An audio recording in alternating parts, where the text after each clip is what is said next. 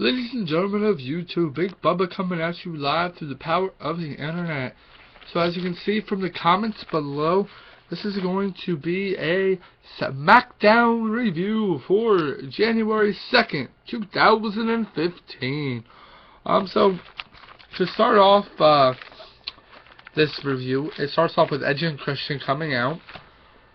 It starts to talk about Monday night, and then we see J&J Security. They come out, they announce the Authority had no idea about the attack on Edge. And now previous to this, they did announce that Edge and Christian had filed a multi-million-dollar lawsuit at the WWE. Is this a storyline? I believe so. It's one that's been played before to get the heartstrings going. You see the Authority statement. You know, we'll see where it goes. Am I very happy with how the Authority is coming back already? No, but hey, I'm not the one that makes the millions of dollars to write the stories. So, but that being said, it does suck that they're already back, but hey, it is what it is. I did like the energy that Edge and Christian had during their promo, and I did like how they started to do the basically the back and forth banter, which they're very good with. The Bray Wyatt versus Eric Rowan match was the first match of the night. I didn't really see a point to the match, to be honest. I can understand they're former Wyatt family members, but I didn't see a point with those two going against each other. I did like how at the beginning Wyatt did keep telling Rowan to lay down. I made you lay down. That was a very good way to help get Bray over more as a heel. You know, he was telling his former Wyatt brother to lay down for him, like Hogan did with Nash and many others. I think that was a pretty decent match. It was pretty kind of rough match, but it was a pretty decent match overall. The ending was actually pretty good, I think, where Wyatt kind of tricked Rowan into thinking they were going to reconnect, and he was Sister Abigail. And then the next match we had Golden Stardust and Adam Rose versus R-Truth and the Usos. It wasn't the best six-man match I've ever seen. Wasn't obviously the worst either. It was a decent match. I mean, it had good back and forth. I will say, I'm not surprised at all that the Usos and R-Truth won, being that I think it is helping to. It did do two things. It helped develop the storyline between R-Truth and Adam Rose, which, to be honest, I don't understand why they're in a feud. It's not for a title. Nobody really cares about them two. And then it also did help to develop the storyline for the Usos and Stardust and Goldust.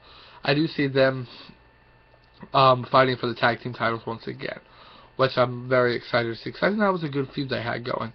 So that I thought was a very good thing. And then it had Ryback versus Show. I wasn't very impressed by this match. Out of 5 stars, I'd probably give it 2, if that. It was an okay match for two bigger guys. The ending was kind of expected to have Rusev come out and have Show win. Obviously he won by count out, but it was kind of expected to have Rusev come out like he did. I honestly don't understand where this feud with Rusev is going unless it goes to the point where Ryback wins the U.S. title. That's my prediction. Come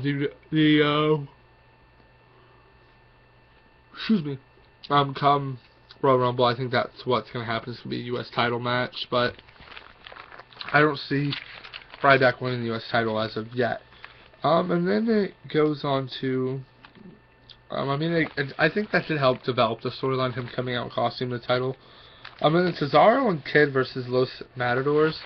Cesaro is now demoted to being a tag team wrestler with Tyson Kidd. I think you hit rock bottom, buddy. I know they said about winning the tag team titles. I don't see them winning the titles anytime soon. The uppercut I thought was very nice. That he hit, I think, was Fernando through the ropes. And then also, the finish was pretty nice. It was a pretty nice finish, I think. So that was pretty good.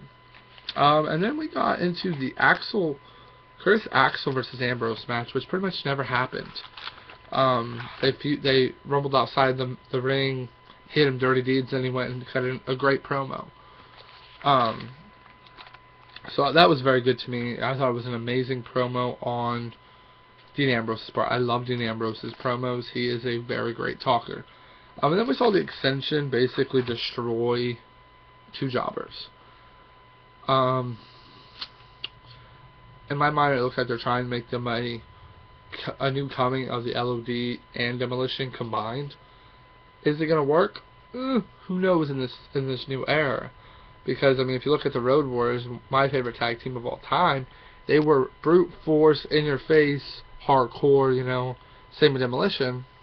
I don't know if that's gonna go over very well with the new PG era that we're in. But I do like the Extension. I like how they wrestle. I do think they will be a great tag team if developed correctly. But again, that's a lot. That's saying a lot in the WWE. Next, it's Roman Reigns versus Rusev. For two guys that to me are getting pushed to the moon.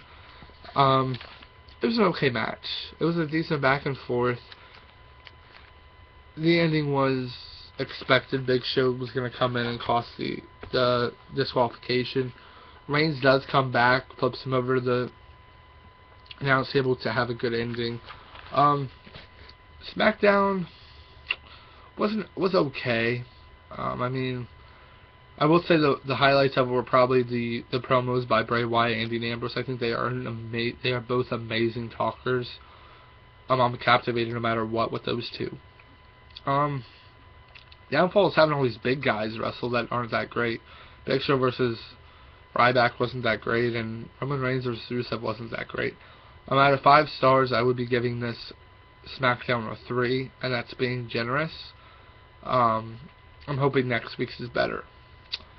So you guys know what to do. Like, subscribe, leave your comments below. Big Bubba out.